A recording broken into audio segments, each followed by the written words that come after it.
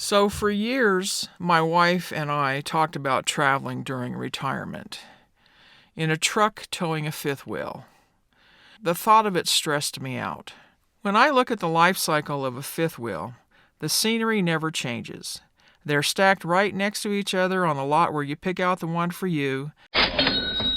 They're stacked next to each other at your favorite campgrounds, and they are tight together at the storage lot where they are stored.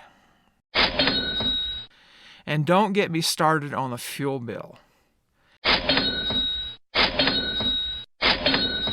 I think it was about 6 years ago when I came across the book How to Travel and Live Forever on $20 a Day by Jason Odom.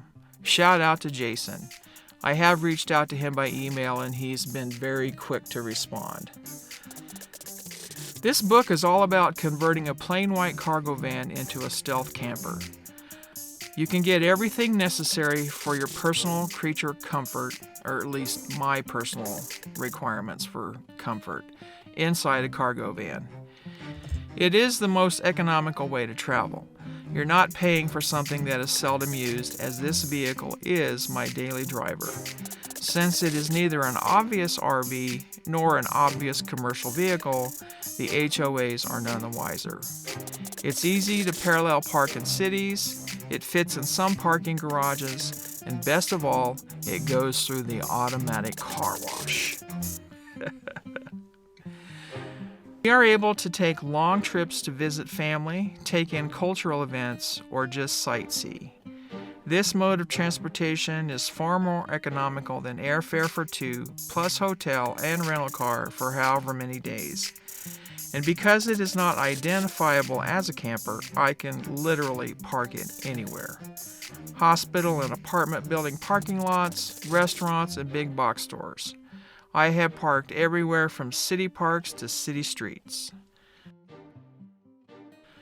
For the build, I started with a plain white cargo van that I bought at a dealership. Then it was stripped, cleaned, sanded of rust, and the former rust spots were painted. Then it was insulated for sound. We are fair weather travelers. And ventilation added.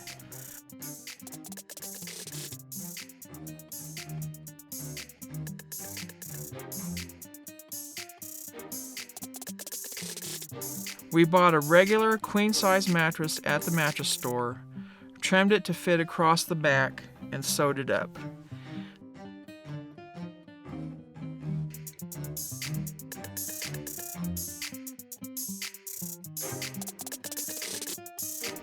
The height of the bed frame was predicated by the height of the porta potty. The clothing storage bins are plastic to minimize weight and elevated to maximize floor space. Seat covers were added to provide pockets for keeping navigation tools and notes within arm's length for the occasional solo traveler. There is satellite GPS and satellite radio for those vast stretches of highways and roads between cities where cell phones do not work, and I really don't need the price of pork bellies nor the crop report.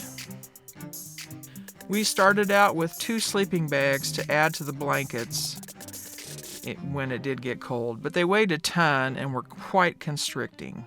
Also, surprisingly, not warm enough.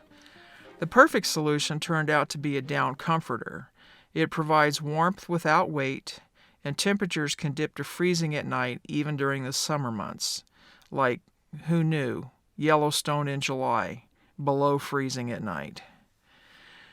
The first time I built one of these, I put carpet on the floor. After the first year, I removed it because it trapped allergens and dirt. Now I use easy-to-clean throw rugs to keep from stepping barefoot onto a cold floor in the morning. This blackout curtain is also handy for keeping the cab temperature comfortable and as a privacy curtain for pit stops. Standing in line to use a restroom is now optional. The systems involve plumbing, what type, electrical, what to run and for how long, and cooking systems if you want to do your cooking inside or outside. We opted for simplicity because we do actually use the van for hauling cargo at times. When we're doing camping and adventures, we cook outside, and if we're doing cultural travel or visiting family, then we don't do any cooking whatsoever.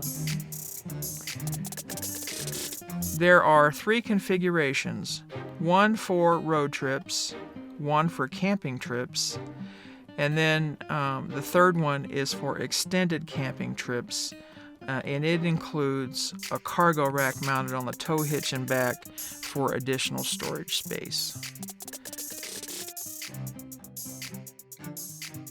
This has been the overview of my home away from home and my adventure machine. I hope you enjoyed it, and I will answer any follow-up questions that you may have. Thanks for watching.